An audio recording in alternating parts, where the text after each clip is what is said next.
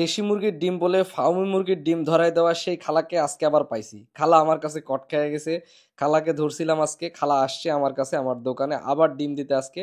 সেই সময় খালাকে ধরছিলাম যে খালা আপনি আমাকে দেশি মুরগি বলে ফার্মি মুরগির ডিম দিছেন। আর আমার জীবনে একটা অনেক বড় প্রাপ্তির ঘটনা ঘটেছে আজকে, সে সম্পর্কেও জানাবো আপনাদের। তো চলুন শুরু করা যাক আজকের ভিডিও। লাল দিলি কিসের ডিম খালা?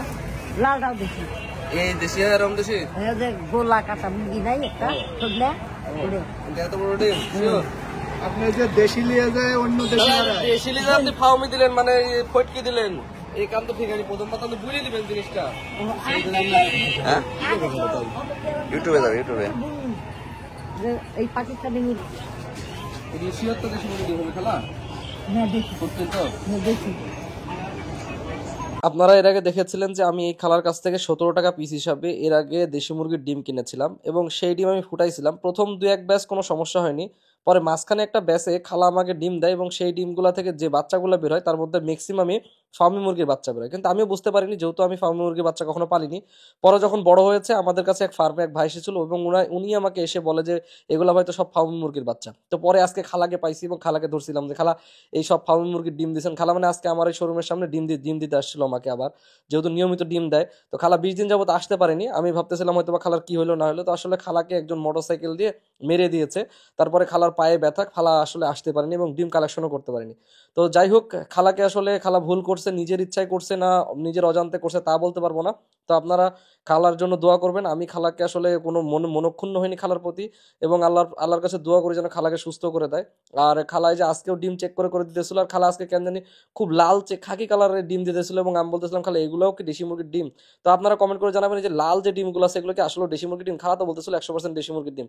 আর খালা বিচক্ষণ চোখ দিয়ে দেখে দেখে দিতেছিল যে আসলে এগুলো ফুটবে, এগুলো ফুটবে না, তুমি এটা নাও, এটা নিও না। 2 দিনের দুনিয়া ভাই, কাকে থুয়ে কাকে বিশ্বাস করবো কিছুই জানি না। তো সবাই খালার জন্য দোয়া করবেন। আর আপনার এলাকায় দেশি মুরগির ডিমের বাজার কত কমেন্ট করে জানাতে কিন্তু ভুলবেন না। অবশ্যই আপনাদের কমেন্টের অপেক্ষায় রইলাম। আর বিকালবেলা আমি আর মোস্তফা বের হয়ে পড়লাম রাজশাহীর উদ্দেশ্যে। রাজশাহী শহরে আজকে আমাদের রাজশাহীর যত জিম ওনার রয়েছে সকল জিম ওনারের অ্যাসোসিয়েশন মিলে একটা কম্পিটিশনের আয়োজন রয়েছে, যেখান থেকে মিস্টার রাজশাহী নির্বাচন হবে।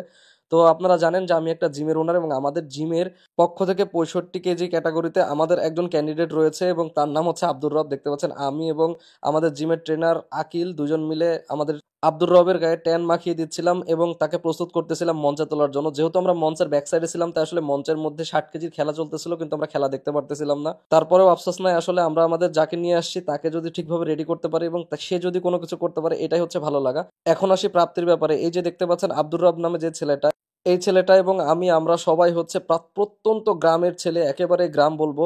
আসলে আমরা যে এসে রাজশাহী শহরের মতো জায়গায় বা বাংলাদেশের স্ট্যান্ডার্ড মানের যে খেলা হয়, যে জায়গায় বডি বিল্ডিং চ্যাম্পিয়নশিপ, সেই জায়গায় আসলে যে আমরা পারফর্ম করব এটাও একটা স্বপ্নের মতো আমাদের কাছে। তো আসলে আমি আমার এলাকায় শরীর চর্চা কেন্দ্র একটা তৈরি করেছি, যেন আমি আমার পরিবার এবং আমার আশেপাশে যত শরীর সচেতন মানুষ রয়েছে, যারা ফিটনেস সচেতন, তারা যেন এখানে ব্যায়াম করতে পারে। কিন্তু সেখান থেকে যে এরকম একটা ছেলেকে আমরা এই পর্যায়ে নিয়ে আসতে পারবো এটাই আসলে কল্পনার বাইরে ছিল, এবং এই ছেলেটাকে কিন্তু আমি স্পন্সর করেছি। আসলে আপনার আশেপাশেও দেখবেন অনেক প্রতিভাবান ছেলেপেলে রয়েছে, কিন্তু আসলে তারা অর্থের অভাবে বা বিভিন্ন সুযোগ সুবিধার অভাবে কিন্তু এরকম প্রতিভা থাকা সত্ত্বেও কিন্তু তাদের প্রতিভাকে প্রকাশ করতে পারছে না। আমার কাছে মনে হচ্ছে আমার জীবনে একটা বড় প্রাপ্তি হচ্ছে যে এইরকম একজনকে তৈরি করতে পেরেছি, যে আসলে এসে এরকম মঞ্চে তাকে পারফর্ম করতেছে, মনে হচ্ছিল সে পারফর্ম করতেছে না, আমি পারফর্ম করতেছি। কারণ ভাই আপনার কাছে টাকা থাকতে পারে, অনেক টাকা থাকতে পারে, কিন্তু একটা শরীর আপনার তৈরি করা সম্ভব না। যদি না আপনার ডায়েট ঠিক থাকে, মনোবল ঠিক থাকে, কঠোর সাধনা এবং মেহনতের পর এরকম একটা শরীর হয়। আসলে আমরা চাইলেও করতে পারি না, কারণ আমাদের কাজের চাপে এবং বিভিন্ন কারণে কিন্তু এরকম হয়ে ওঠে না। এবং জেনেটিক্সের একটা ব্যাপার থাকে। এই ছেলেটা আসলে মাত্র 4 মাস সময় পেয়েছে এই কম্পিটিশনের আগে। তার সাথে যারা আশেপাশে কম্পিটিশন করেছে, যারা খেলছে, সবাই মোটামুটি তার চেয়ে অনেক অনেক আগে থেকে জিম করে। 4 মাসের কঠোর সাধনার ফলে কিন্তু আব্দুর রবের আজকে এই ইমপ্রুভমেন্ট এসেছে। তার তার পাশে যে সকল প্লেয়ার ছিল তার সাথে দাঁড়িয়ে টক্কর দেওয়ার মতো একটা বডি তৈরি করতে পেরেছে। তো আপনারা সবাই আব্দুর রবের জন্য দোয়া করবেন এবং একটা সুন্দর কমেন্ট করে যেতে ভুলবেন না। আর আমি আমার যে ক্রিয়েটিভ স্কুলটা তৈরি করতে চাচ্ছিলাম তারই একটি বই প্রকাশ হচ্ছে আজকের এই খেলা। এবং এই যে 3 জনকে দেখতে পাচ্ছেন, প্রথম দ্বিতীয় এবং তৃতীয় হয়েছে ইনারা, ওনাদের বডির পাশে আমাদের আব্দুর রব চতুর্থ হয়েছে আজকের এই তার ক্যাটাগরিতে, কিন্তু তার বডি মাত্র কয়েকদিনের তৈরি। তার জেনেটিক্স এত ভালো যে আসলে অল্প দিনেই এত ইমপ্রুভমেন্ট হয়েছে যে সবাই ইমপ্রেস হয়ে গেছে। কিছু কিছু ব্যাপার থাকে যে গড গিফটেড, তো তার গড গিফটেড জেনেটিক্স এরকম রয়েছে। আমি শুধু তাকে যেটা করেছি সেটা হচ্ছে পুশ করেছি।